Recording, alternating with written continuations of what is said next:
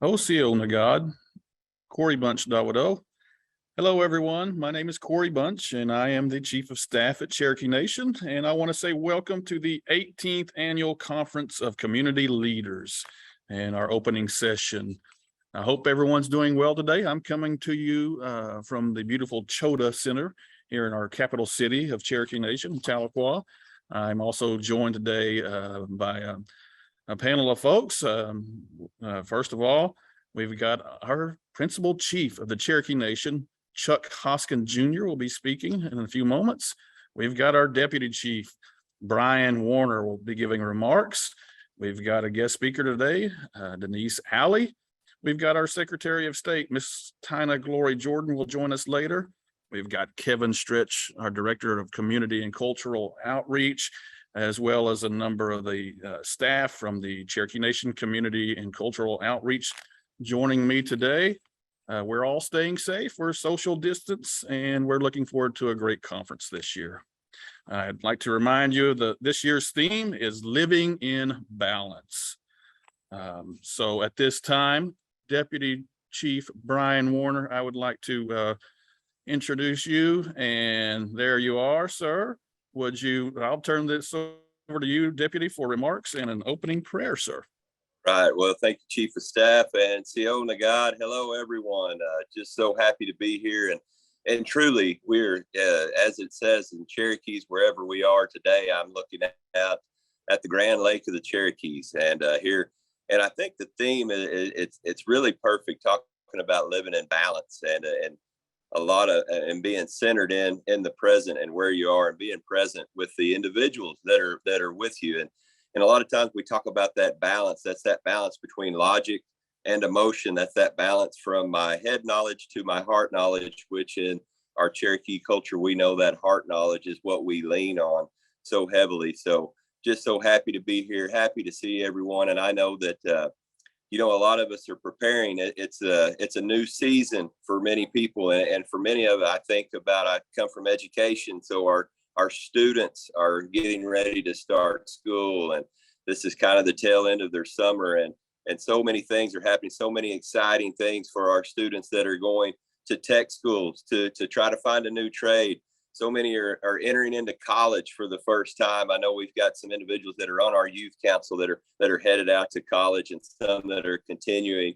And so I just ask that we all be prayerful for our students that are getting ready to start. Some of them are little kindergartners, just the sweetest kids you'll ever see. And then we've got those that are in their late years, their senior year. I've got a senior this year myself, and it's an important year that I help that young man maintain balance and find his way as he's starting to live out his early adult years. So, everyone, I just can't tell you how proud I am of CCO and our staff and our organizations that are out there. Thank you for doing what you do in your community groups. It is so it's so spectacular and so amazing to see how we've all remained connected in the time of a storm. And and as we claw our way and come out of a storm, there'll be new beginnings. We have a chance to refresh and start anew. And so I just ask everyone to remember that there's enough love that the Creator has given us each inside to give that freely to others. And thank you to the CCO staff, the job that they do at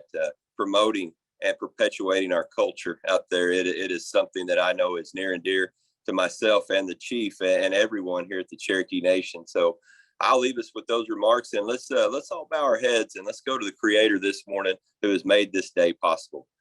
Dear Heavenly Father, Lord, we just thank you for this day, Lord. We just thank you for the many blessings that you've given us, Lord. And thank you for this special time of fellowship, this way that you have prepared for each of us across the globe to remain connected. Lord, and help us to fill our vessels with that balance that help us to live well, Lord, and in these days ahead, Lord. And we know that you will give us everything that we need, all the resources, all the emotional support, all the intellectual ability to get through the things that we're facing in this world. Lord, and I ask that you continue to protect our Cherokee communities, protect our Cherokee organizations, Lord, and fill their organizations with love, kindness, and patience, Lord, as we all work together and help us to remember, Lord, that we are Cherokees wherever we are, and that it is so important that we show our love, not only to one another, but to really, Lord, the world, and that you make this possible. Lord, we just ask that you continue to fill our vessels with fruit of your Spirit, Lord, and give us an extra measure of civility as we go about the day and do this work, Lord. And we just thank you so much, and we give you all the praise and all the glory. In Jesus' name we pray. Amen. Well, thank you, folks out there, and Chief of Staff. I am just so happy to see everyone, and we'll turn it over to you. Looking forward to the Chief's remarks, Secretary of State's remarks, and really a top-notch program. So, well done, everyone. Well done, Deputy. Thank you for the remarks and the prayer. And I love that we're Cherokee wherever we're at. So we really appreciate you, Deputy. I'd like to remind everyone again to please register for the afternoon breakout sessions at www.cnccoconference.org, where if you'll register, the first 750 folks will get swag bags, and who doesn't want a swag bag?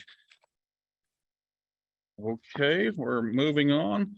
It's now my pleasure to introduce a man who is really devoted to the best for every Cherokee citizen. He speaks often about our communities. He speaks often about building leaders, and under his leadership, the Cherokee Nation is larger than ever. It's better than ever, and it is stronger than ever. Ladies and gentlemen, at this time, it brings me great pleasure to introduce to you the Principal Chief of the Cherokee Nation, Mr. Chuck Hoskin, Jr. Well, Chief of Staff and OCO to everyone. It's my pleasure to join you for another Conference of Community Leaders. I want to thank CCO for the work they do day in and day out, and certainly the work they put into this annual conference now in its 18th year. Deputy Chief, thank you for joining us. Thank you for those words that always inspire. We'll look forward to hearing from our Secretary of State, and really looking forward to the whole conference. I wanted to share a few thoughts and a little bit of an update this morning on some of the efforts that are relevant to community organizing. This year's theme has been mentioned, is living in balance. And ladies and gentlemen, that is an idea that is both timeless for the Cherokee people and very timely given what's going on in our world today. Now, balance is how we've historically lived, both as a society, interacting with each other as fellow Cherokees, and it's how we've interacted with nature historically. And it's how we've kept our footing during the good times, and it's how we've maintained our footing during the difficult times. We need balance in our modern era as we navigate through a changing world. I mean, think about the tremendous opportunities that are ahead of us in terms of asserting our sovereignty, and think about the challenges that come with that, and think about the headwinds we face among some leaders in this country who think tribal sovereignty is dangerous. All of that requires our best effort, and it requires that we live in balance, stay connected with our culture, and really have each other's back. So I hope that this conference helps you in your lives, and I hope it helps our communities. And the men and women representing the 67 CCO participating organizations, to you, I say that your communities and your nation are very much counting on you. And think about that number, 67 CCO participating organizations. I believe that's 45 within the reservation, or 42 within the reservation, and 25 at large. That is a tremendous presence, not just across this reservation, but across the country. I have always believed in the mission of CCO, and I believe in the power of community organizing. I think it's essential to Cherokee life now, and I think it's always been essential to Cherokee life. We have to build our communities. We, from time to time, need to renew our communities, and that's central to maintaining a strong Cherokee Nation. Deputy Chief Warner, the council, and I, what we do is we play merely a supporting role in this grassroots effort that takes place across our reservation and even across the country. we can't build Cherokee Nation from the top down.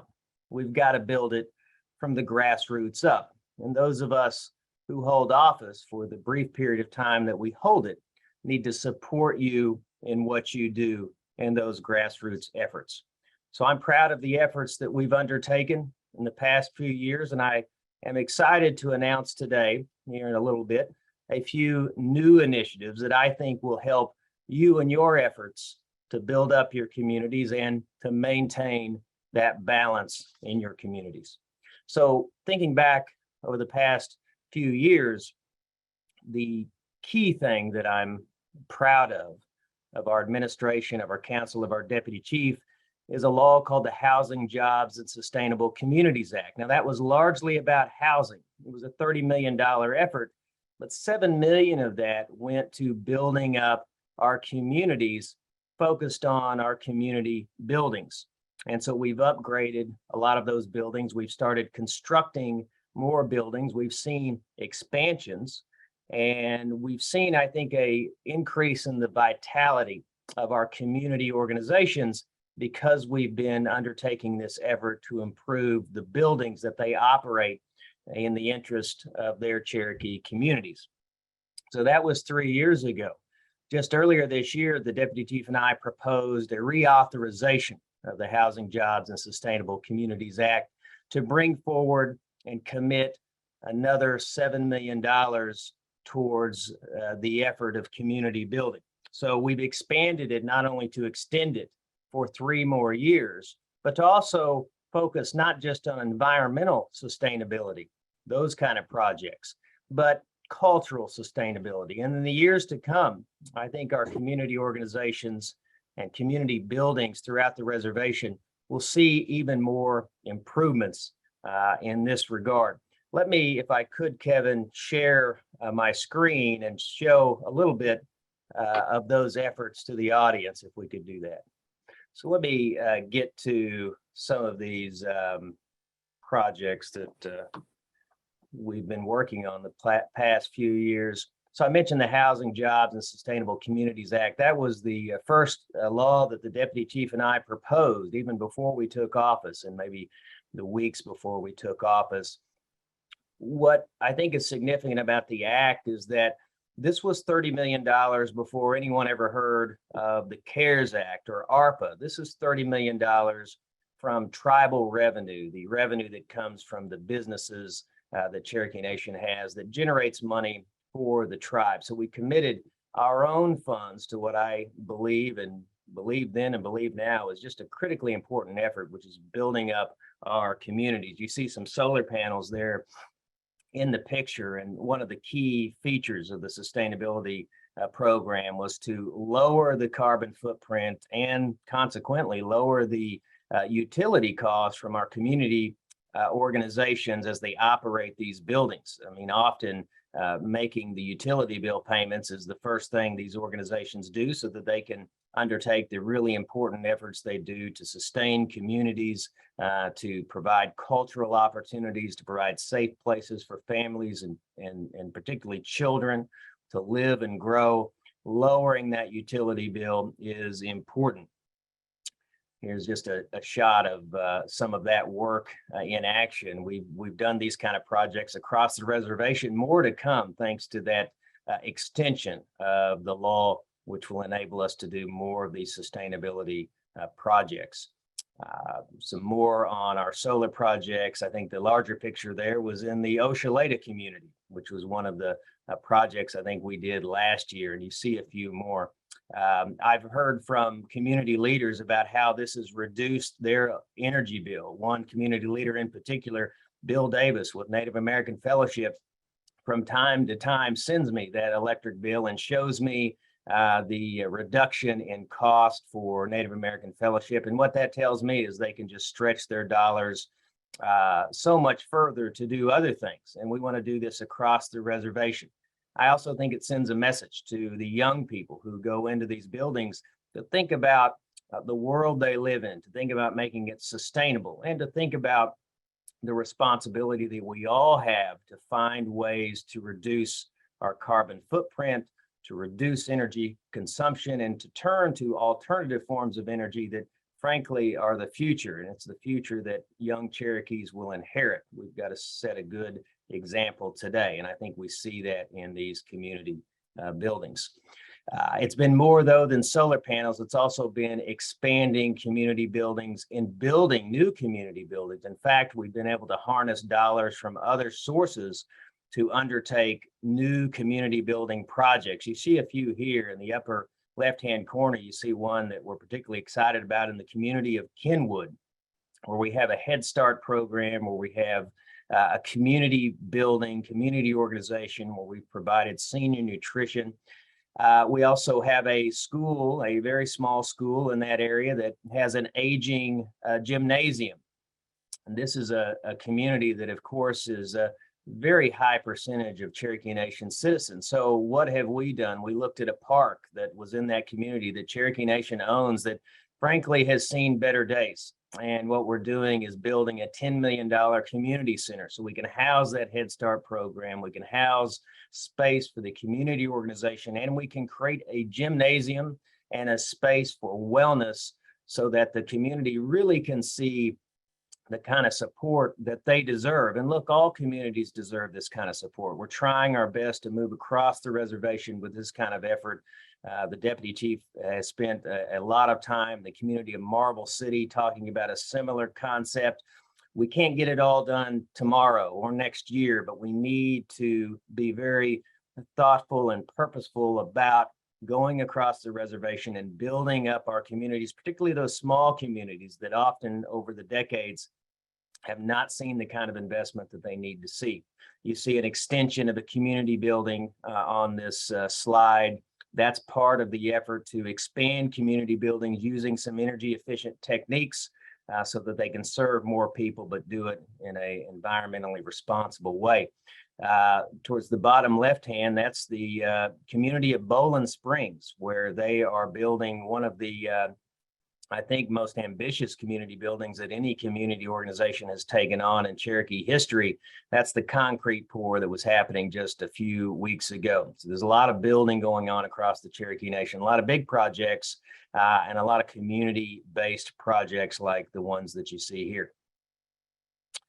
Some of our efforts for sustainability have meant upgrades to kitchens, where we're replacing old appliances with new appliances that are just more energy efficient and just better for fixing those meals for community meetings, something that might seem so simple and the rest of the world might take for granted, but we know is central to Cherokee community life. Gathering, sharing a meal, in this case, doing so with new kitchen equipment that's just better for the community. There's a map on this slide that shows where we've connected our communities with Wi-Fi. We've got gaps across the reservation in terms of Wi-Fi connectivity. It affects whether young people can be part of the 21st century, whether any of our community members can, where they lack Wi-Fi. So we've undertaken an effort to pair our Wi-Fi public devices with community buildings. That, I think, is impacting these communities in a positive way. You see a generator being installed at one of our community buildings. Some of our community organizations have expanded their buildings to include a walk-in freezers so that they can store food for the community during hard times, or just store food for periodic use for their own efforts, or make the food available rather from time to time. And so if you're going to do that, making sure the building stays powered during a storm is important. And these community buildings also serve as places for emergency gathering, for when there's a storm, when there's some kind of a catastrophe in the community. Having these generators in place is part of sustainability, because it's literally a safe place during a storm, these community buildings for these communities. So those efforts are underway as well. Couple of other projects in Bellefonte. We built the Sally 7-star community building, and a community organization called RCIF, Rural Community Initiative Foundation, operates out of here. They're doing some incredible work that's focused on connecting local Cherokees who have barriers to employment access to skills to get employment. And they're also helping a lot of elders. I mean, what's going on in this community organization is the kind of thing that we want to see across the reservation. And then you see in Catoosa, we purchased a former elementary school, and we're turning that into a community building. You see Councilman Joe Deere there. This is a particularly important project. Councilor Deere will be opening that facility in the months to come. Family, of course, is the center of Cherokee life. Culture, of course, is important, and it is indispensable that culture be part of every community organization, be part of every community building effort. And I'm proud to say that I see that more and more across the Cherokee Nation. We'll return to offer just a few closing remarks, particularly focused on some new initiatives that we are going to undertake in the coming couple of years, and those will start very soon. 3 new initiatives in particular. First, wellness grants. The Deputy Chief and I had proposed a couple of years ago, and the council approved something called the Public Health and Wellness Act. It was really geared towards improving what we do in our health system for wellness. That's why we're building a $10 million wellness center in Stillwell. That's why we're earmarking historic amounts of money, millions of dollars, for both behavioral health and, again, those wellness programs. We extended that law this year, and the council approved our proposal to extend it and expand it. We're going to create some grants, some wellness grants for our community organizations. We have more details to work out on that, but we're thinking along the lines that community organizations and community groups want to make sure there's wellness opportunities for local Cherokees, opportunities to get physically fit, opportunities to get better nutrition and education about better nutrition and wellness. These grants, we believe, can help you further those efforts. The second initiative, and I think this will be very impactful, are $25,000 grants, up to $25,000 grants for every CCO participating organization. And that, ladies and gentlemen, means every one of you. So that's all, I think, 67 organizations, both at large and across the reservation. These are called community impact grants. We'll be releasing details on that soon, but there's several areas that we think would be good to focus on. One is community food security. Another is community organization public outreach and membership drives. There's certainly a need to connect what you do, whether it's at large or here on the reservation, with your community. How can we help you do some outreach? Well, some funds will help you do that. There's also a community needs survey that many communities have asked for. What does the community want?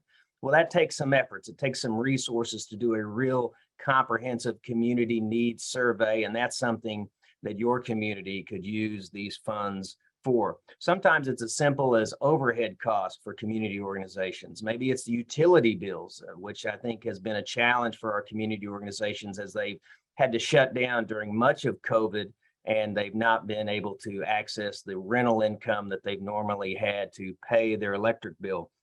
So utility cost, other overhead cost can be used. We've heard a lot of community organizations that want to do more to help elders in their community, whether it's mowing a lawn, whether it's doing some basic repair work. They'd like some resources to do that. These grants can be used to help you do that.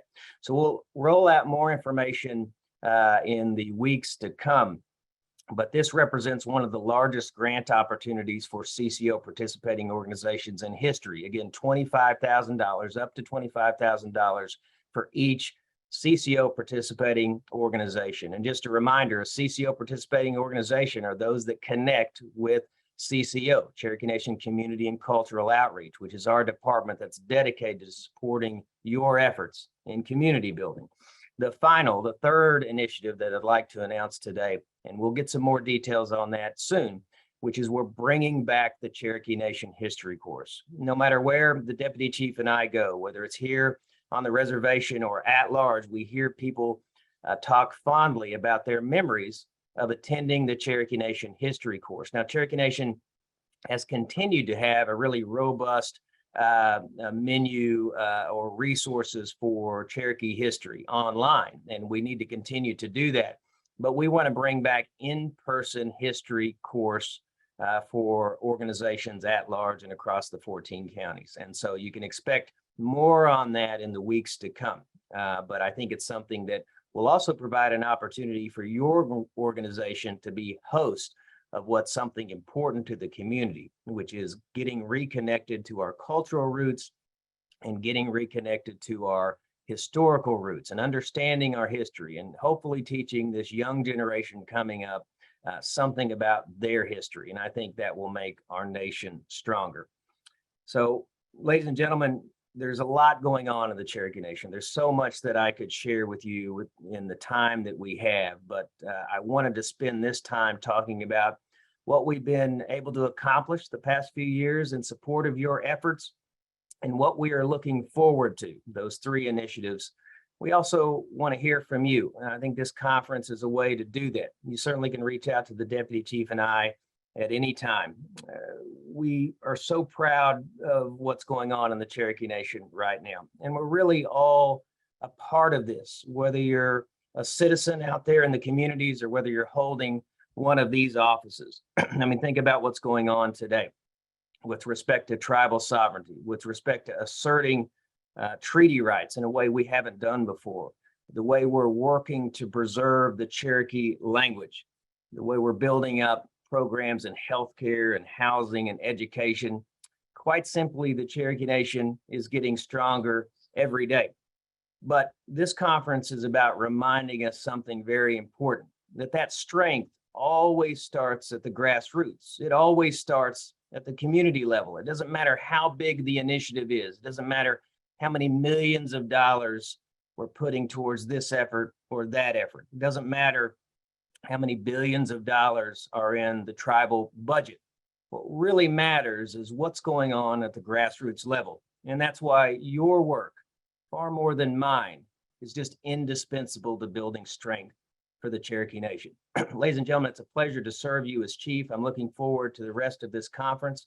Kevin, thank you very much for your leadership and your entire team's effort. And I'll turn it back over to you all. Widow. Well done, Chief. Thank you for those terrific and amazing updates on the projects currently going on and some of the new initiatives coming our way. Ladies and gentlemen, as I said, there's just such great things happening today, and it's great to be a part of it. I'm sure that many people are super excited about the Community Impacts Grant and can't wait to hear more about that. So thank you, Chief, for those updates. I'd like to remind everyone to please register for the afternoon events at www.cnccoconference.org, where the first 750 participants to register will get swag bags. And we'd love to connect with you later on this afternoon.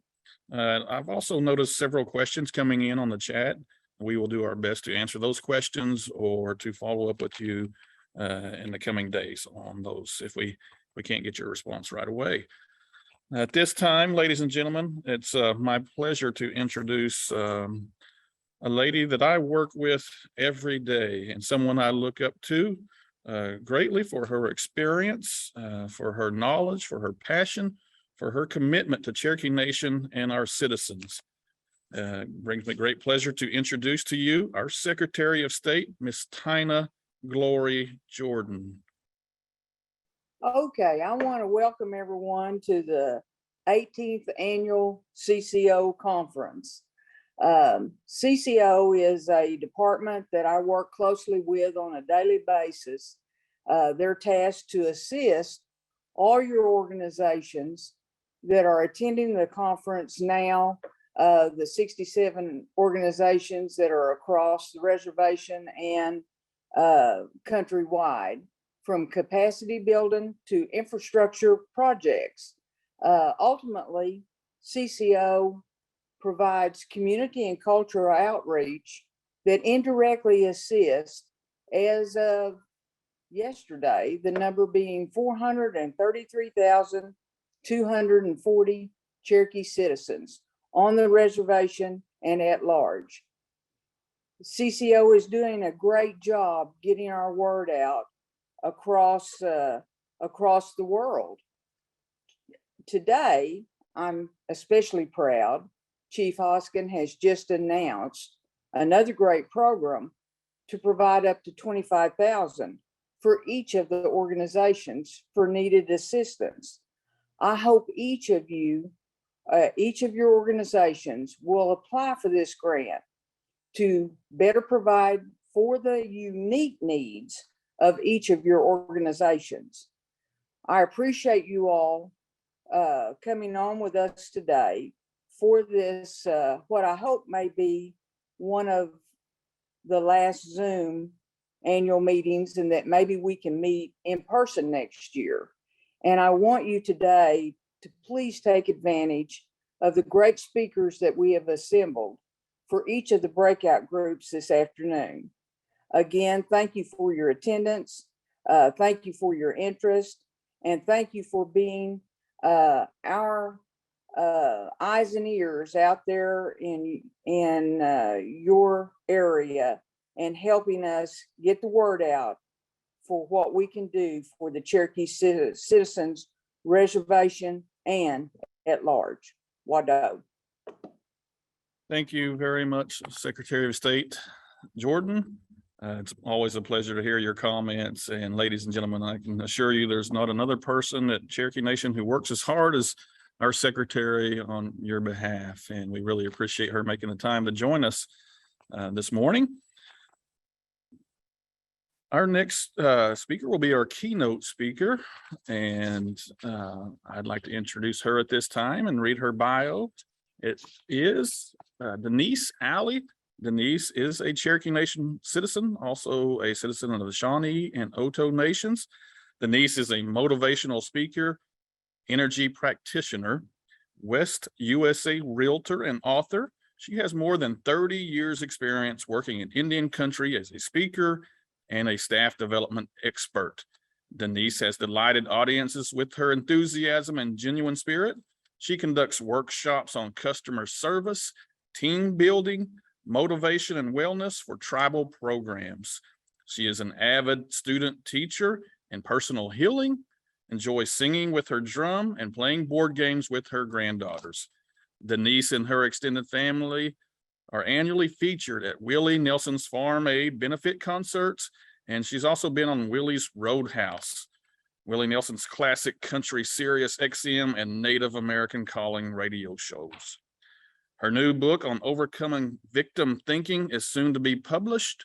Miss Alley resides in Gilbert, Arizona. For more information, you can visit her website at denisealley.com. Denise, welcome today. And I would like to turn the program over to you. Hello, everybody. I'm so excited to be here with you, and it's okay if I'm on a few minutes early. And so I'm really grateful to be a part of this. So let's go ahead and get started. I will share my screen with each of you. All right. Well, I love the theme here, and I'm going to add a little bit to it. Taking care of ourselves, yourself, and your energy for more balance. You know, we all have energy. We all have things that we are involved in. She's just like, let me get here. And I want to say, I honor you, my kinsfolk, all of you, my relatives near and far, and my personal extended family up in Montana, Florida, they're in Tahlequah, I hope I don't get emotional, and all over. I honor you, and those that I even don't know, I honor you this morning, and I'm so thankful to be a part of this. I'll share a little bit about me so you can get to know me. On my mother's side, this is a picture of Benjamin Carpenter, who was of the loyal Shawnee that came in down through Kansas into Indian Territory. And part of the Shawnees are actually an umbrella under the Cherokee Nation. And there's my great-grandmother, Angeline, who was of the Cherokee lineage as well. And so, you know, we think back to the roots of where we come from. Here's a picture of my grandparents. E.B. Secondine, who was also Delaware, and Mamie Alice Carpenter, who was Cherokee. And there is my mother. Yes, my mother, as a little girl, and my Uncle T.Hi. And I have two other uncles and aunts, Uncle Dwayne Walker and Elaine Scheibe. And they raised their family in White Oak. On my father's side, here I am. My father was Ocho over there by Red Rock. My father, Denise Alley and William Alley, his father, and there is me. My mother, I hope my mom's on. A shout out to my mother there in Tahlequah and my brother. She received the Mary Mead Volunteerism Award in 2014. And they continue giving out that award every year. And she served tirelessly with many wonderful people through the years, helping the Cherokee Nation. And she has since retired. So, excuse me, let me take a drink. Greetings from Arizona. Yes, that's where I live. We have sunsets and rattlesnakes and scorpions, but we've got great sunsets. And I know that you all have had a heat wave in there in Arizona, but here in Arizona, not only does your ice cream cone melt, but also the ice cream truck. And here's a picture of 4 generations of my mother and myself and my son. I have one son, Benjamin, and my first granddaughter, Amaya. And this was taken, picture was taken, my granddaughter is just going to turn actually 12 today. And there she is learning the hoop dance. So culture is a big part of being involved as a family. We often do performing at different benefit concerts, and here we are, my son Benjamin and Alicia and my granddaughters. My dad, yes, adopted Willie Nelson as an Indian brother back in the 80s, back in the day. And you probably know Willie is an icon. He brought the cowboy and the hippie together. Yes, he did. And he really believes in helping out the family farmer. And my dad was very good friends with him, adopted him as an Indian brother. And we have since performed the opening of Farm Aid every year. And I don't know if you've heard, he does sing the Lord's Prayer with my sisters and extended family. We do that in Indian Sign Language. But one of his latest songs is, "And when I die, just roll me up and smoke me when I die." He is quite a character. And I heard him recently on the Today Show, and he's in his late 80s, and I think he's 88. And he said, I'm 88 years old, and he says, but I'm still on the road, I'm still going. And I love that attitude. And that's kind of how we are as Native people. We're still going, right? And it's wonderful to do that.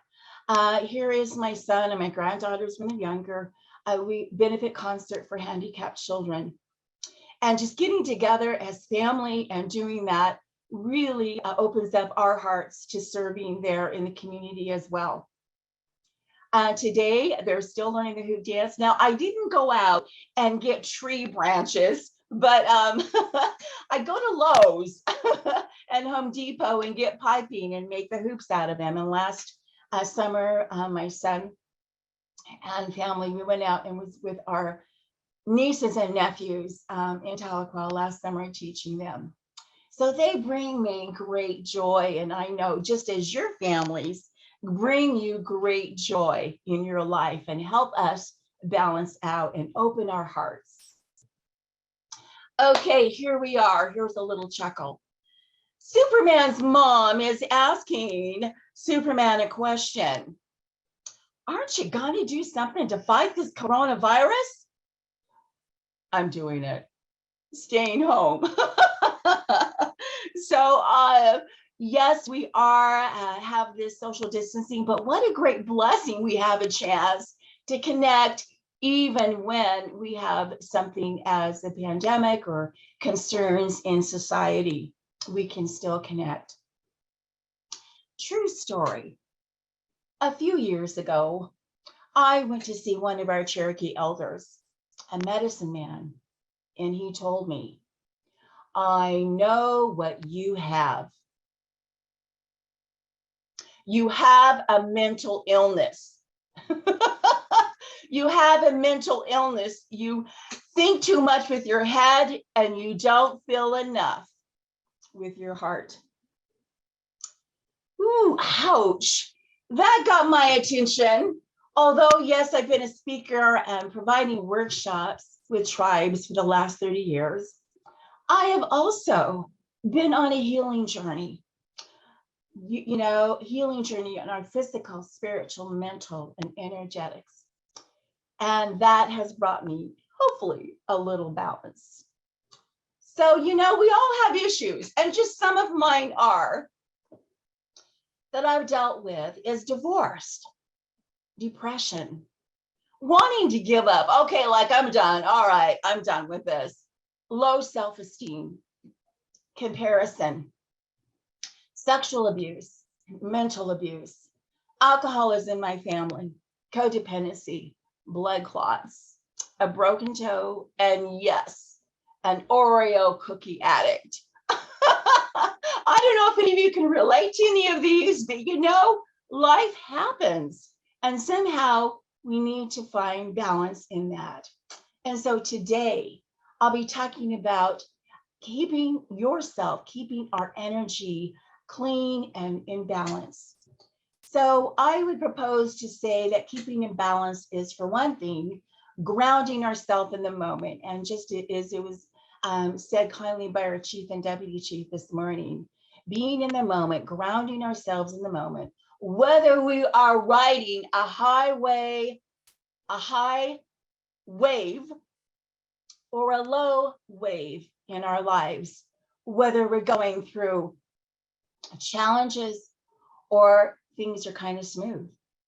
Taking care of ourselves energetically, letting go of what is disturbing your peace, using a forgiveness tool, and again, reflecting on cultural values, focusing on family and love, and to continue to build our trust in faith in God and Creator. So that is a little bit about what we're going to be going over today. So I've kind of put these in 4 different areas. Taking care of our energy in the moment. I'm going to be going over energy, forgiveness, gratitude, and our spiritual. So I'm going to first start out by talking about grounding, cutting the cords, using a salt bowl. You're going to like, what's that? Keeping your energy field clean, forgiveness. What is truth and what is not truth? Forgiving what disturbs our peace, and of gratitude. And it's been mentioned here this morning, our cultural values, getting to nature, reflecting on family, love, and blessings. And our spirituality, do we kind of keep that going? And I'm happy to say how thankful I am that we started out with such a beautiful prayer this morning. So grounding, okay, everybody ready? One of the things that you can do if you forget where you put your keys, if you're in a hurry and you kind of bang your shoulder on the wall, or you're like, okay, maybe feeling a little overwhelmed. I want all of you to take your left 2 fingers and place them under your nose, not up your nose, but under your nose, and take your right hand and place it behind your neck. Let's just all breathe in and out.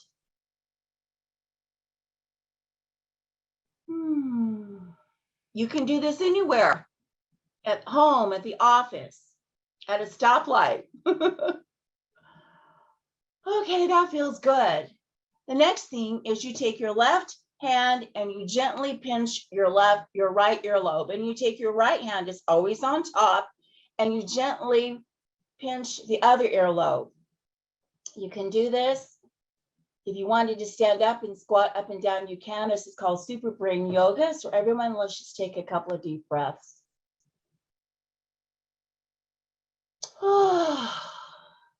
Big deep breath in. Good, grounding in the moment. And the last one, you take your right wrist and place it over your left wrist. You can gently put that in your lap. And the opposite with your ankles. You put your left ankle over your right ankle. And you can do this sitting down. You can even teach your grandkids or your kids this when they're kind of running around. And you just breathe. So let's just take a moment to ground ourselves and just breathe.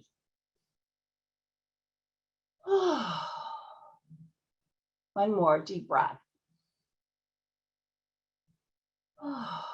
Good. I hope you can feel the difference in that and feel a little bit more grounded. The growth and development of people is the highest calling of a leader. I love that word, development.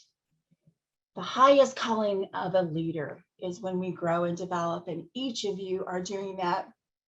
Our Creator knows each of you and knows each of us, and we go through things that definitely develop our character.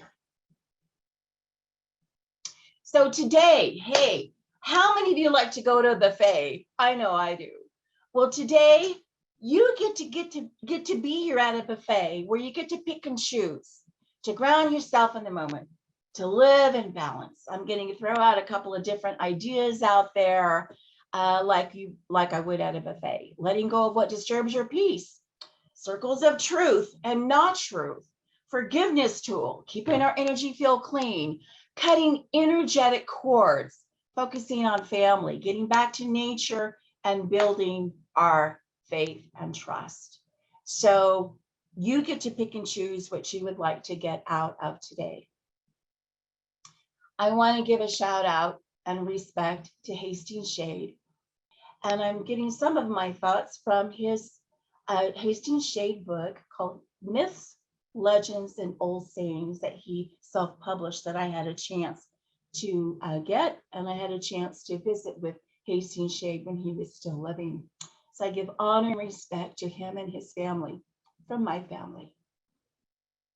He said, you know, we live in 5 different houses where we grow. There's a talking house. We sit down and talk about anything good and bad. A dancing house where ceremonies and dances take place at dance grounds. Our listening house, listening to what is being taught and learned. Our growing house, family knowledge and wisdom and growth. And last, our pleasure house, watching family and kids growing and giving and teaching and sharing and loving. He said these houses can be anywhere we are when we experience them. So today we are gathered, hopefully, in a talking house, a listening house, and a growing house, no matter where we are. So let me just ask you, what is disturbing your peace? What is making you feel just a little off balance? Well, I know I don't have time to talk to each of you, but if I did, we could be here until midnight. Everyone has a story, right? And so I just put a few things down here. What could possibly feel off balance is our health issues, career, finances, relationships, anger, and jealousy, comparing, COVID, not enough money, prices of gas, food, inflation, family, judgment of ourselves and others, death of a loved one or grieving. All these, any of these, some of you are going through this right now. And that can disturb our peace and make us feel just a little off balance. I'm here to share with you a concept of what I call what is true and what is non-true. So in the first circle, life happens, it's truth, it's system. Yes, pain happens in what life happens. Pain happens when life happens. For example, death or divorce or trauma or birth, abuse or accident or children being born. Yes, life happens, and that can bring us pain and joy. This is where God, angels, Christ, and angels hang out. It's the truth, the truth. But what do we say about it? What's not true? What is our mind chatter saying as we move over to the second circle? What is our mind chatter? It's based in fear. Reasons, always came up with reasons why. Victim thinking, powerless, judgment, labels. Oh, I'm good at putting labels on things, right? Shame, guilt. Oh, I would have done that. I could have done that. I should have done that. That's judgment, emotions, discouragement, and maybe even anger. That's what we say about what happens, our suffering. And I'm here to say that probably 97% of the time, we live in the second circle. We live in our stories. We say them. We live them. We think them. But I'm here to tell you some good news. In the first circle of life happens and what's true. This is you. Great Spirit, God, Christ, and angels hang out in truth. But the suffering, our story, what we say about it, our fear, our anger, this is not you. It could be negative energies and adversary that can wreak havoc on us. So here's an example. Let's say in the first example, life happens. Gas prices, inflation, everything is going up in price. That is true. And yeah, it can kind of painful, is 3%. You know, that's true. But what do we say about it? What's our story? What's our mind chatter? Why does this have to happen to me? I'm a victim. I can't make it. I am so frustrated. I'm scared I won't have enough money to live. Whatever our mind chatter is around that, I'm a victim. You know, I've been working on that for such a long time to get out of that victim thinking. But this is not us totally. No, it's negative energies and adversary that can wreak havoc and kind of latch on to what we say in our mind. So how do we change that? You know, we're all around people. People are either happy to see you come or they're happy to see you go, right? We hear people complain, and you know what? It's okay. I complain. We can all complain. But how long do we want to stay there? How long do I want to stay complaining? Look at all these people in the complaint line and look at is there anybody in the gratitude line? How do we move from this line to the gratitude line? And it's okay to do that. We can do that. Surely we can. But we can maybe give ourselves a time or a day or whatever to do that, however long it takes in healing. And we can move to gratitude. How do we do that? We forgive. Yes, forgive. But why? Let go? You're saying forgive and let go? When you hold on to resentment or a judgment toward another or an event, you are bound to that event by an emotional link that is stronger than steel. Forgiveness is the only way to dissolve that link and be free. So sometimes, well, personally, you know, I'll have memories or, you know, something is bothering me and I keep holding on to it, But in reality, we can forgive that. Let me go back just one more thing. I want to share a story with you about a Lakota man. I was asked to do a training for a tribal casino and customer service. And in there, it was mandatory. There were like slot people, sanitation people, security, everyone in this room. And in the back of the room was an older Native American man with long white hair and white bushy eyebrows. And he was folding his arms, clearly like going, huh, yeah, sure, right. He was like mumbling under his breath. And who do you have control over? Yourself, right? So during the bathroom or during the break, I went into the bathroom behind a closed stall and I said a quick prayer. I looked up to the ceiling and said, God, angels, all y'all up there, what do I need to see here? What am I not getting? What are you showing me with this Indian man? And I don't have all day, okay? And I sat for a second, and in my mind, I saw myself. What? Me? My heart got soft. Oh, I don't like people telling me how to be and what to do. I clearly got it. And I forgave him. I forgave me. Thank you. Thank you to this elder man for showing me how I don't like people to tell me how to be and what to do. I went back out in that training room with new energy. And every time I looked over at that man, I just sent him love. Lots of love from my heart to his. Did no more judgment. I let that go. And the second day of the training, I was there early getting ready to set up. And this proud Indian man comes walking in with a walking stick. I said, good morning. Good morning. And he goes back and he sits way in the back. And then he motions for me to come over the only way an Indian man can. He put his lips out and he pushed them to the right, like, hey, come here, with his lips. And I go back there and I said, yes, good morning. And he says, I have pictures I want to show you. A newspaper clipping. I am Lakota.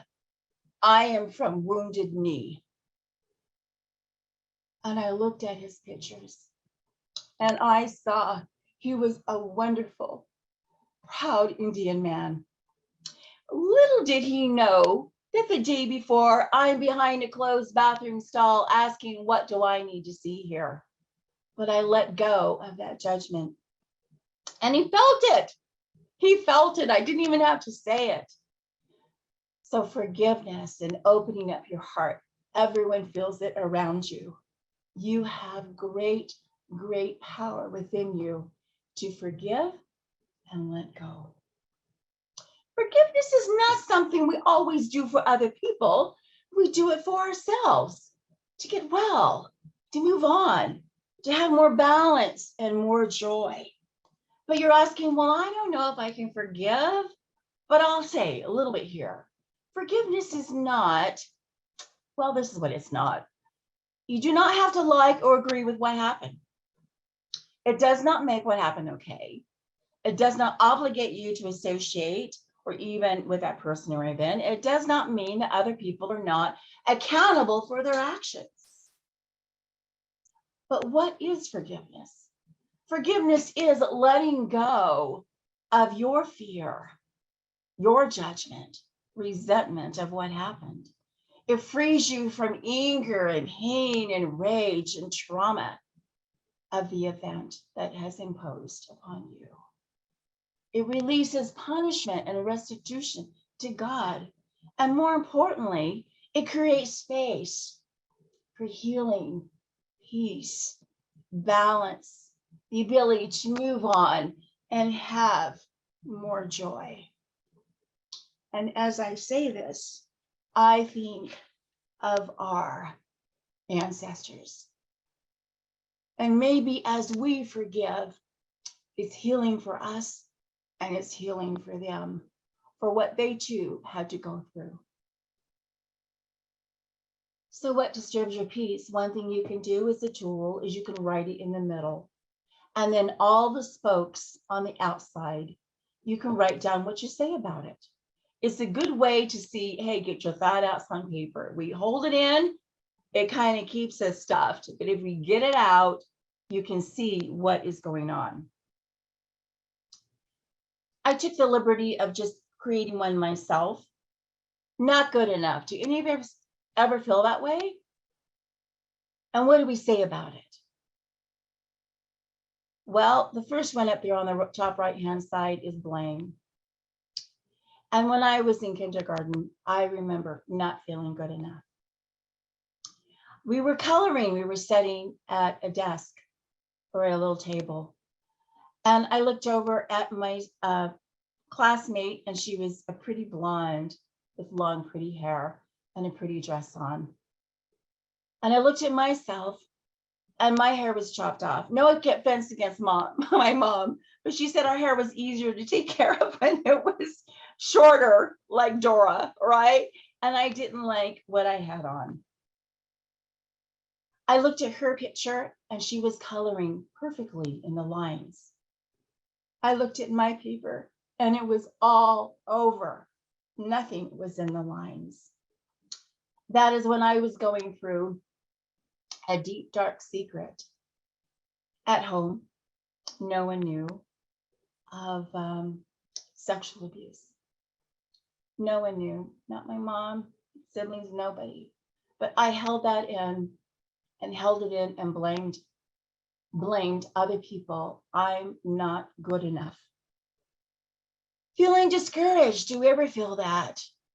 Others are better than me. Clearly they are. Do you remember going to college and everyone rushed to see what their grades were? They would kind of put you, like at the last part of your 4 or whatever social, and you would go see where you were. And I really wouldn't want to rush up to see where my grades were. But I remember thinking, okay, I'm on the board. I'm still in the game. And yes, I did graduate. It took a lot of effort. But I remember going through that. Others are better than me. Do you ever feel sadness or low self-esteem or powerless, feeling like, oh, I don't have any power over this, or depression? One time I was in a session for healing and I was told, you know what? You not only carry depression for you, but you carry depression from ancestors, carrying that.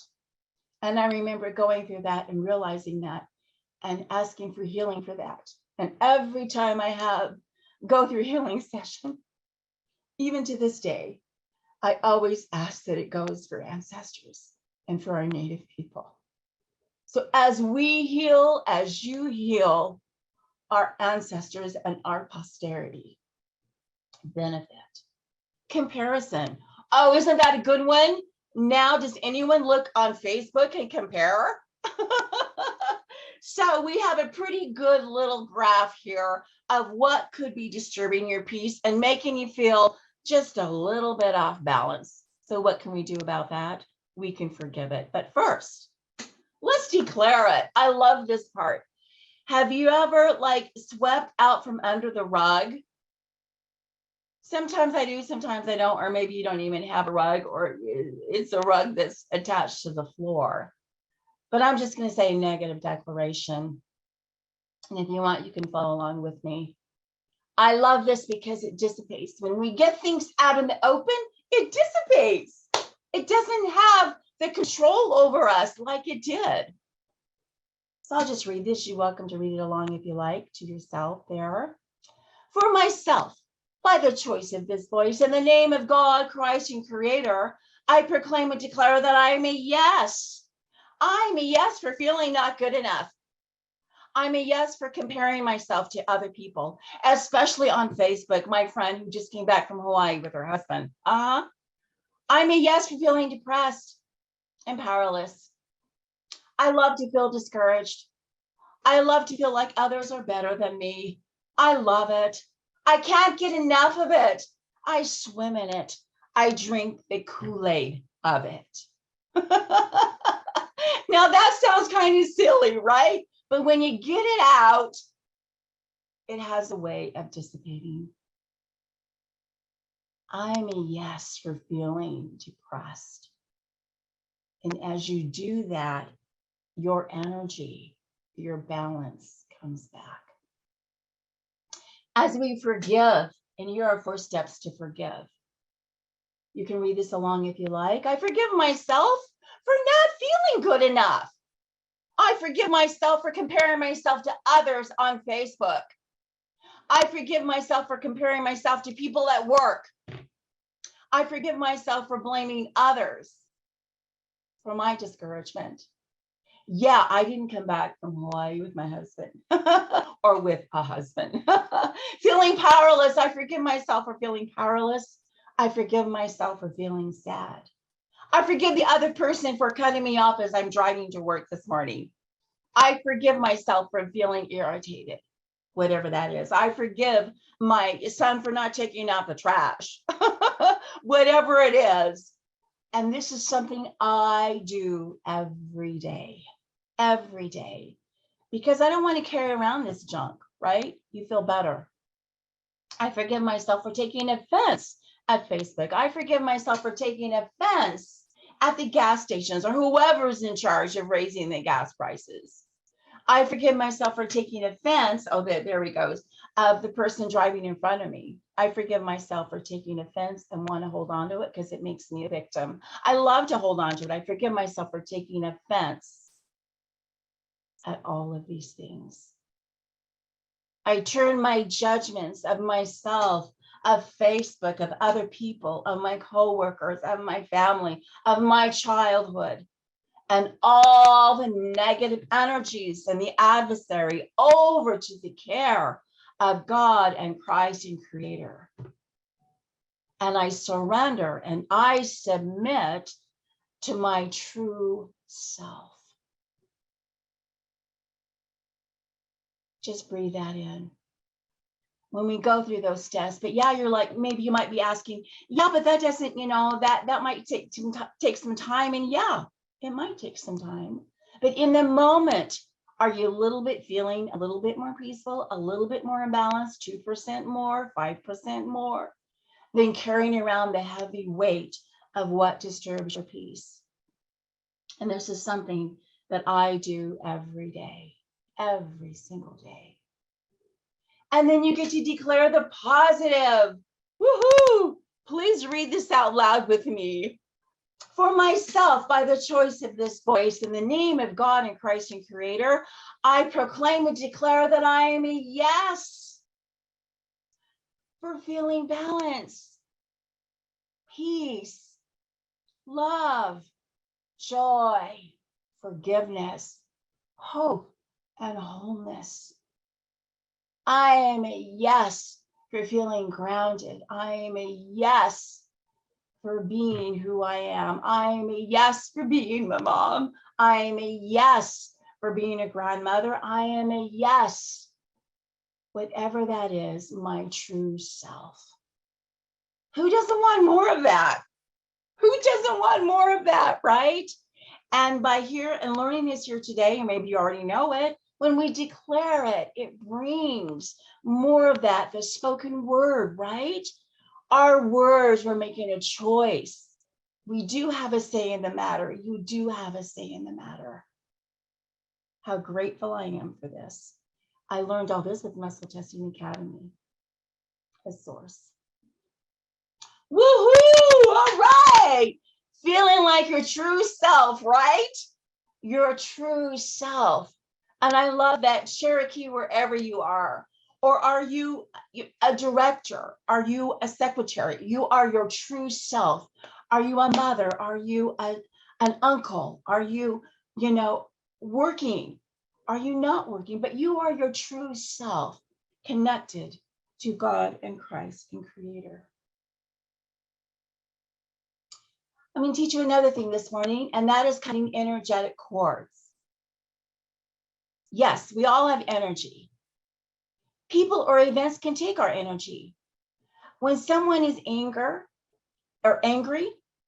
or they're complaining, or poor me, hey, you got 20 bucks for gas, hey, whatever, controlling, manipulation, abuse, physical or emotional, whatever is disturbing your peace, or someone says something on the phone or does a smart remark at work or whatever, you can cut the cords. Excuse me here.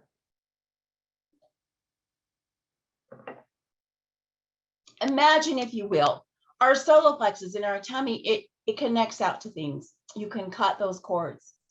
Even watching scary movies, even watching the news. Now, that's not hiding our head in the sand, but you're not going to take on that energy. Yes, it could be going on.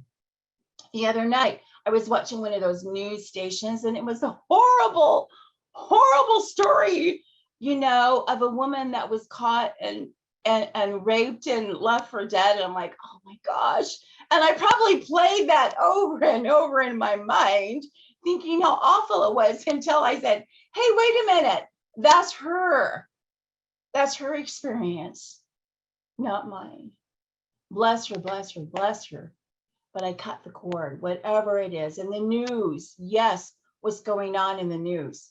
We can cut those cords and not take it on. So imagine everyone with your right hand, imagine, visualize whatever's disturbing your peace, cut the cord, 1, 2, 3, 1, 2, 3. And then you throw it into the ground 50 feet, and then you can clap.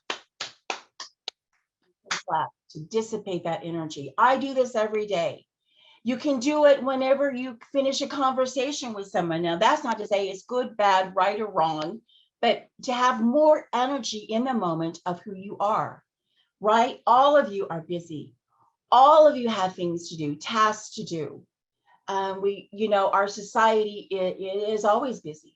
So to keep our energy feel clean, one, cut the cords after every conversation. Again, it just gets you more energy in the moment. Again, not to judge it, right or bad, wrong or right. And you never cut the good, the love. It's impossible because it's there. You're just cutting of what is disturbing your peace so you can have more energy to move on. So again, you cut the cord, 50 feet in the ground, and clap. I even clap in the grocery store if I'm walking down the aisle. Okay, another thing you can do is you can get a salt bowl at the dollar store. Now, don't eat Cheerios in it. You fill it partially halfway with water, and then you add a couple of shakes or a little small handful of salt, and this absorbs negative energy. Now, maybe we don't have time to go to the salt springs or over to a sweat lodge, but this is something you can do. Have a salt bowl in your office, at home, get it away from either pets or children. You don't want anyone to play in it.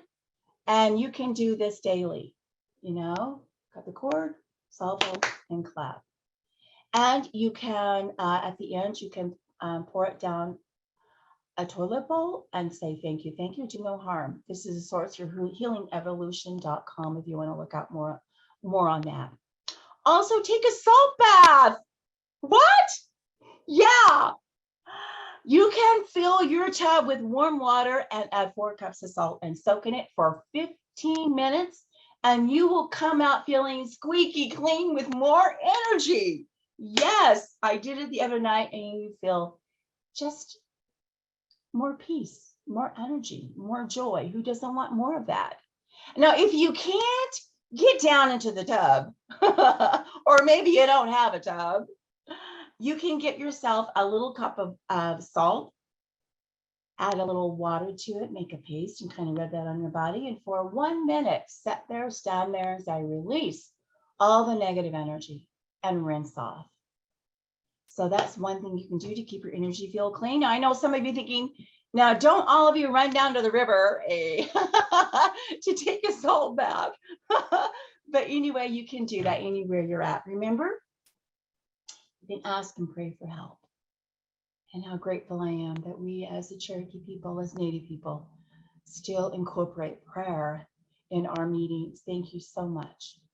Remember, breathing is free. The best way to keep you clean, just breathe in and out, right? Let's all take a big deep breath for 6.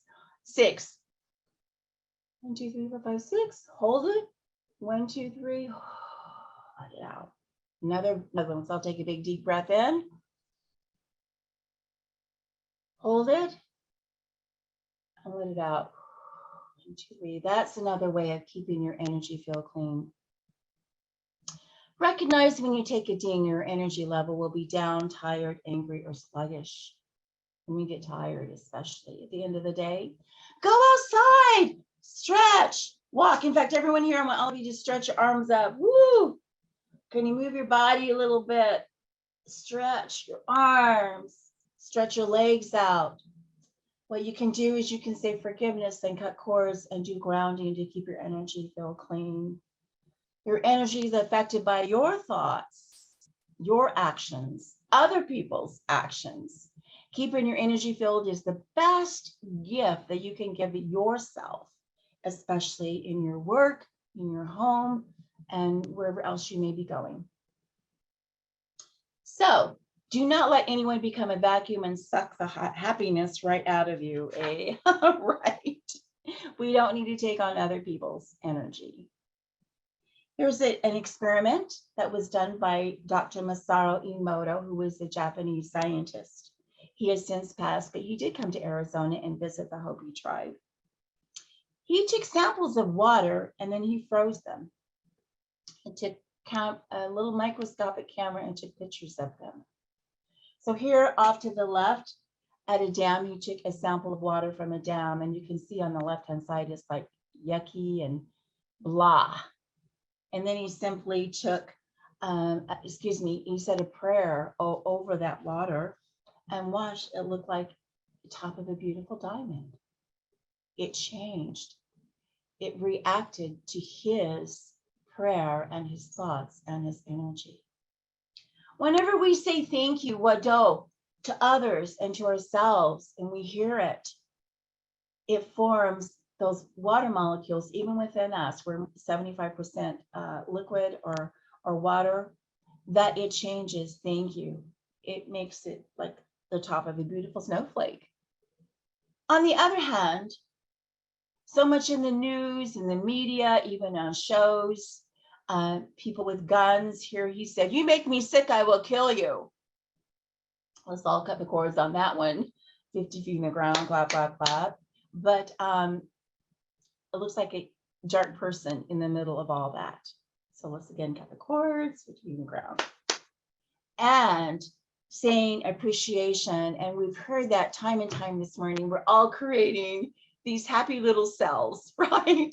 We've heard that this morning from Chuck and Corey and all of us this morning. Thank you from our Secretary of State and also from Bryan Warner. All of us were hearing that this morning, and to the CCO staff as well.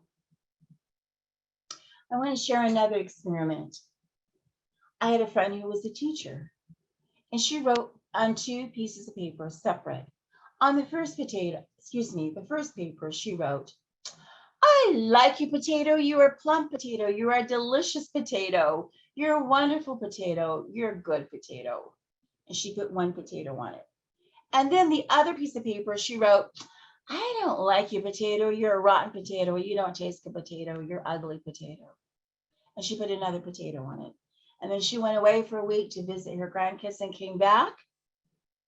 And what did she find? Where she wrote the paper of the good potato, it was plump and juicy. It looked great.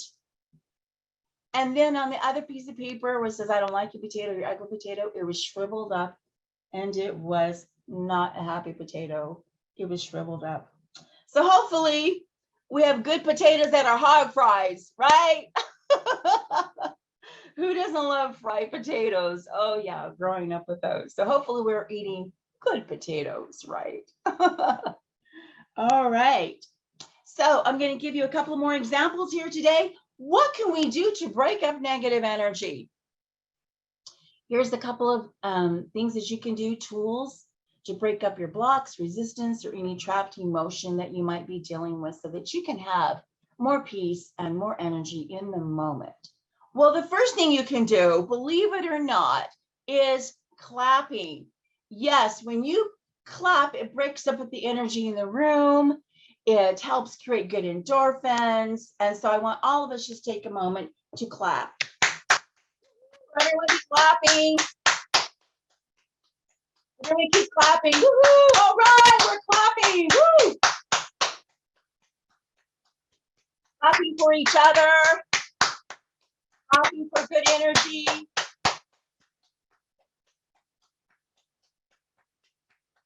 All right, when we clap, I even go through my house and clap sometimes, or if I'm shopping, I'll just kind of clap, or even, in the car during the stoplight, I'll just kind of clap. It's like, okay, here I am, back on the board again, right? We're riding those waves that are high and low.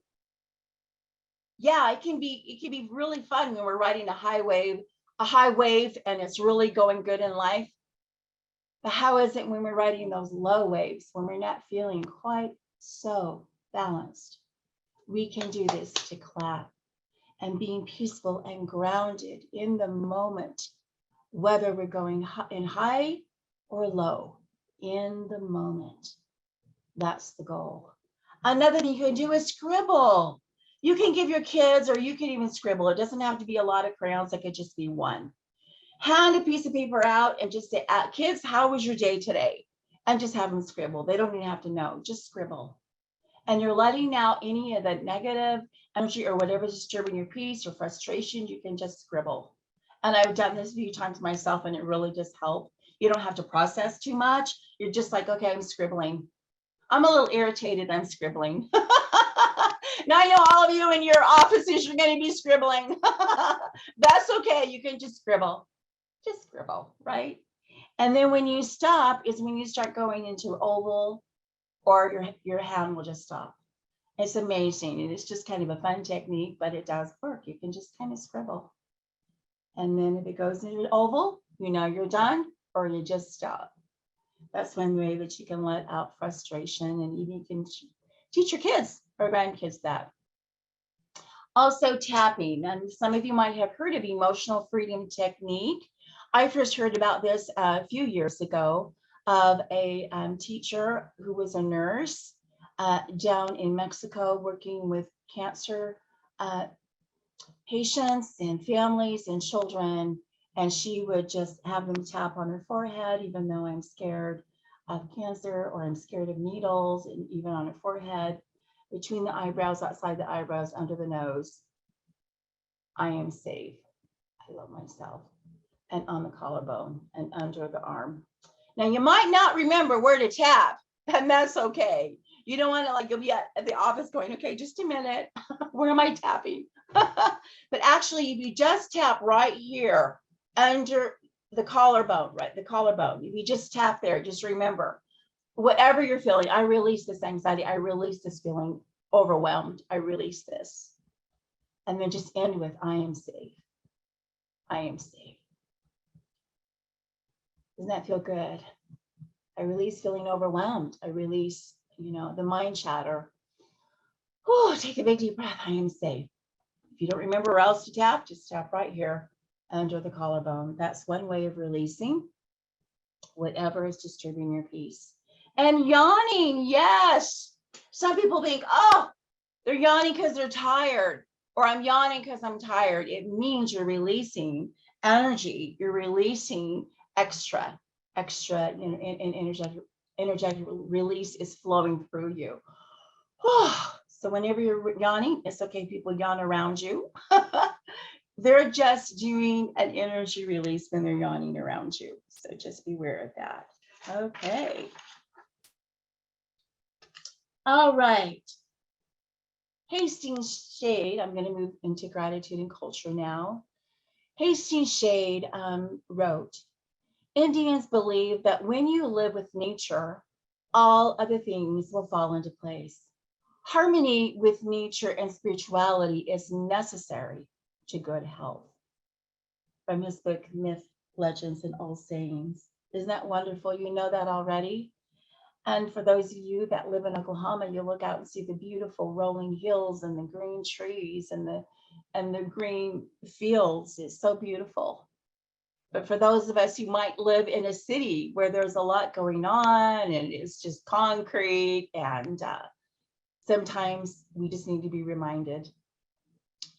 The other day, as I was preparing for this presentation, as I typed this, I was reminded, a little voice, go outside.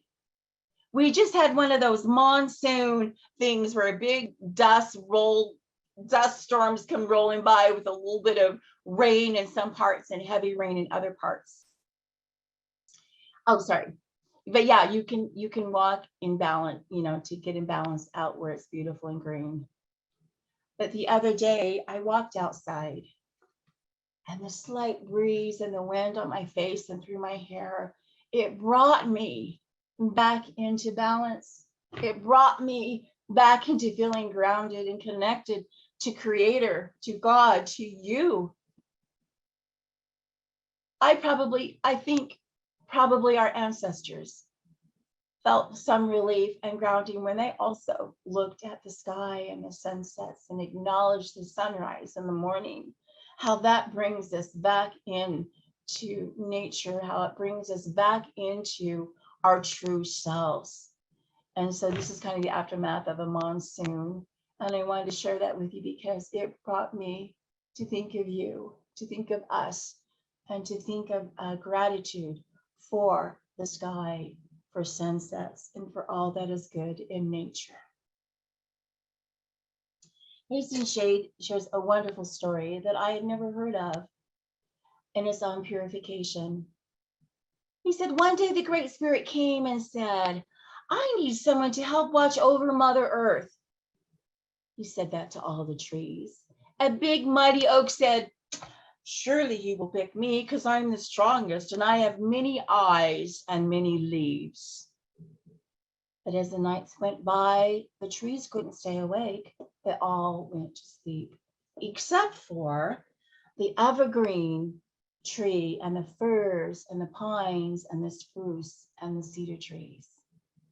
He looked at them and he saw that the cedar was still awake. The other trees, he said, all the other trees, you lose your eyes and your leaves. You did not stay awake. That is why the trees lose their leaves in the wintertime. And that is why the Cherokees use the cedar for purification. When they burn the cedar, the Great Spirit can smell the odor and know the cedar is keeping watch. Oh, that's such a beautiful, beautiful story.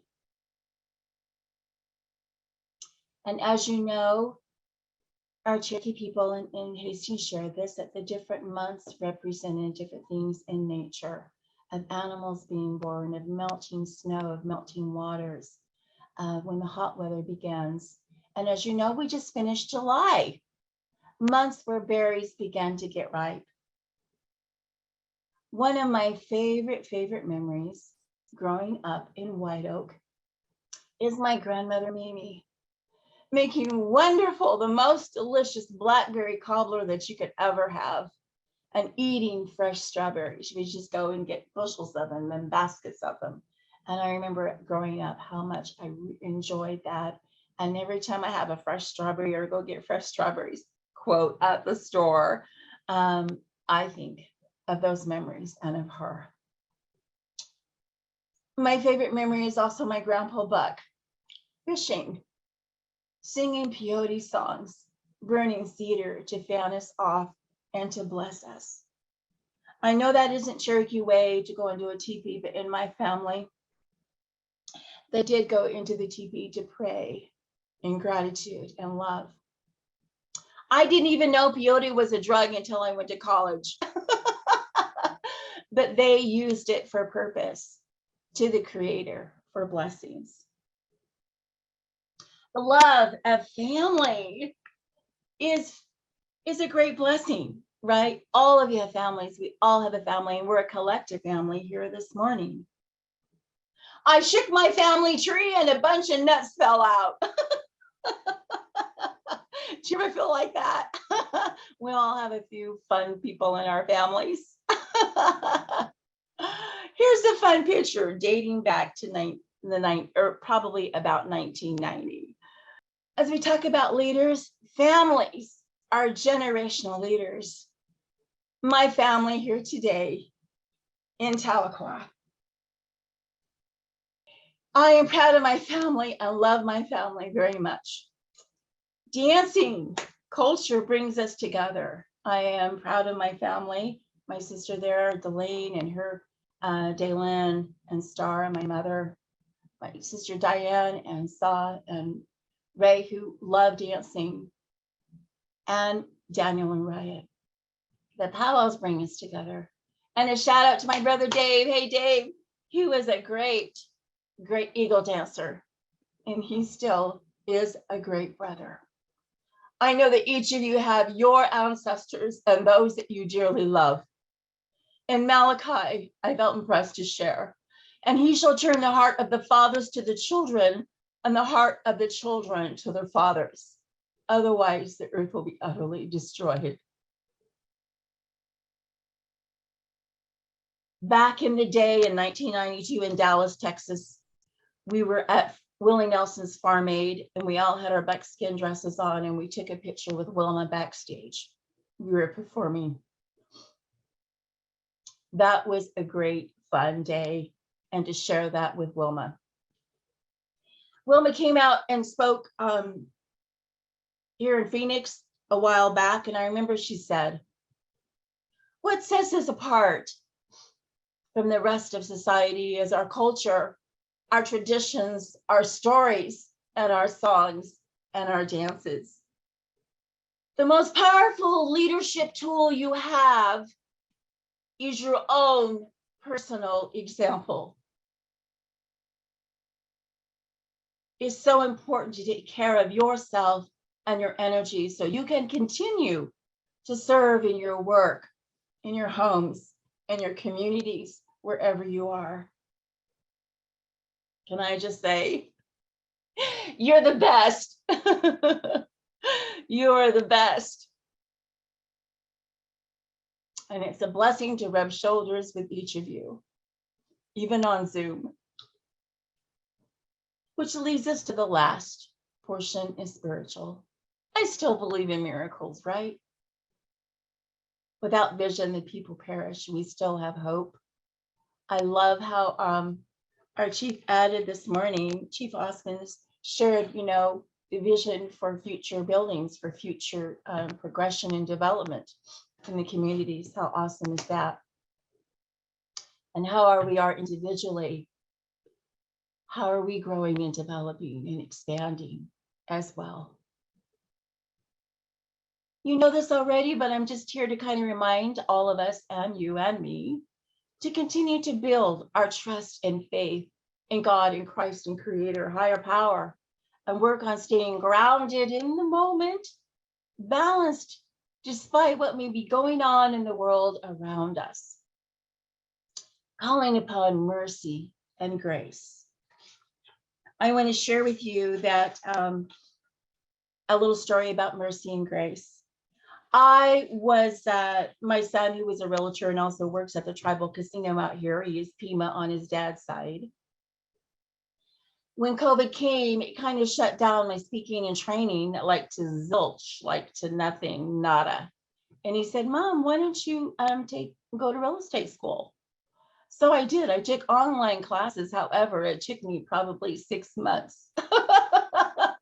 I had to dust off my brain and study all about the real estate lingo. And it took everything in me. One of my very dear friends who is here watching helped me. I said, I feel like it's just too hard to climb. I'm on a mountaintop and it's just too hard. I can't even get a foothold. I can't pass the test. She said, "Well, let's turn it sideways and then you can walk easier on it." And just doing that simple shift in my mind, I could see myself learning more. And then I didn't feel like I was like hanging off the side of a cliff. So the day came, I did pass my school test. Then I had to pass a state test. That was a 5-hour test.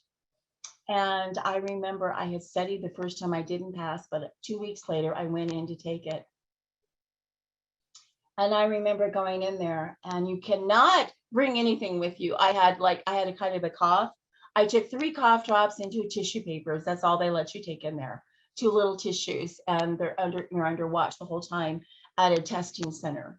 And so I remember going in there, and I was praying like the Dickens. And some of those questions, I remember saying, "Okay, I'm trying to understand this. Please help me know." And it was like, choose the best, look at it, read it, slow down. And I heard, that's right. Like, I didn't do that with every single one, but it's like, yeah, I was getting help along the way. But then at the last 15 minutes, I had about 10, 12 questions that I really, really didn't know. And I remember looking up to the clock and saying a prayer. God, Christ, angels, all y'all up there, I have done everything I can do. I call upon your mercy and your grace. So I went back through and carefully read those questions. And I finished exactly The second the computer went off, I answered my last question. By then, I was just spent. I get up and walk out to the main foyer and just looking at the lady, and she smiled. She said, "You passed." I started crying. Thank you, God, angels, everybody, all y'all up there. But that's when you call after all that you have done. And I think probably our ancestors did the same thing. After all I can do, I call upon you, Creator, for your mercy and your grace. So prayer, you can pray outside, you can pray in a teepee, you can pray at work. We can simply offer that in our mind. How grateful I am for the prayer this morning that was offered by Bryan Warner. Thank you so much. When we as a Cherokee people, when we as Native people come together, or even a non-Native, we come together in prayer and gratitude, great things happen. Our hearts are balanced. We are grounded in the moment. We have the ability and the strength to move forward to the next moment, no matter what may be going on around us in society. How grateful, Wado, I am for my heritage and for this knowledge. And I want to say that Creator knows each of you, knows what you're going through, knows what your challenges are, and still loves you, and you are loved and supported. How wonderful we are loved and supported this very moment. Yes, we receive blessings. We have jumped through hoops and challenges, haven't we? There's my son and granddaughter doing the hoop dance. We will continue to make it through challenges as Cherokee people, as families, wherever we are. How grateful I am. It's been wonderful to be with you here this morning for even just a few minutes on this silly computer. I hope you've laughed. I don't know if you've cried. I have. But it's been great to be here with you. So remember, energy, forgiveness, gratitude, and spirituality, grounding ourselves in the moment, whether we were on a high or a low, we can have that peace and be grounded in the moment to move forward, to have energy and strength in all of our lives, in your work, in your families. To get a copy of today's worksheet I've developed, you're welcome to go to my website, denisealley.com, subscribe to my newsletter, and you will receive a handout of some things that I have talked about this morning. Also, I do have a book signing in November, the Saturday before Thanksgiving. My book will be on Amazon. To keep in touch, go to my website. But yes, I'm finishing up a book called Native Soul, Heart, and Healing. Overcoming the self-righteous bitch, poor me, and climbing out of victimhood. I think that about covers it all, don't you think? I'm kind of raw and real, but I'm excited, and I hope this can bring good news to people. Wado, to the Community Culture Outreach Program staff. Wado, to Chief Chuck Hoskin, Deputy Chief Bryan Warner, Secretary of State Corey Bunch, and to all of you in Savannah, all of you, my family, for joining me today on the Talking, Listening, and Growing House today on this wonderful conference. I pray you'll continue to be blessed with more balance, love, grounding, energy, and support in your families, communities, workplaces, and from on high. We'll see each other again. Wado. Thank you very much, Denise Alley. I think your presentation was fantastic, and it fit the theme of living in balance very well. I appreciate all of your insight for those strategies. And I can tell you that we here at the Chota Center were all clapping along when it was time, and stretching and doing all those parts. So that was very Terrific. I'd like to remind everyone that all of these sessions will be recorded and they will be posted on CCO's YouTube channel. And again, I'd like to give Denise her contact information. You can find more about Denise on denisealley.com. So please go on there and check that out. Ladies and gentlemen, make sure you're registered on for the upcoming afternoon sessions that will start at 12:30 Central Time. You can find that registration at www.cnccoconference.org. We'd love to have you participate this afternoon. And you can also get a chance to win one of our swag bags. So please check that out and make sure you're registered. Well, this is kind of concluding our session for this morning. I would like to thank all of our guests for participating. Thank you, Principal Chief Chuck Hoskin Jr., Deputy Chief Bryan Warner, Secretary of State Taina Glory Jordan, our guest and keynote speaker, Denise Alley. I'd like to thank our director of our CCO program, Kevin Stretch, and I'd like to also give a big shout out to the CCO staff for making this event happen and all the work that you do with our community partners. It was mentioned a couple of different times. Our 70th annual Cherokee National Holiday will be in person this year, and that will take place on Labor Day weekend, starting September the 1st, goes through the 4th. You can find more information on that at CherokeeHoliday.com. Again, that website is CherokeeHoliday.com. If you pull that up, you'll find the countdown ticker. There's 25 days, 20 hours, 59 minutes, and 54 seconds to kick off for the Cherokee National Holiday this year. Well, ladies and gentlemen, again, it's been our pleasure to host you this morning. We look forward to seeing you again this afternoon. We want you to keep letting us know your thoughts on the chats and the question and answer sessions throughout the day. And I just want to say, you make our nation stronger. Our community organizations make our nation stronger. And if we continue to work together, we will ensure that the Cherokee Nation is strong for the next 7 generations. With that, I say, wadon, and we'll talk to you soon. Thank you.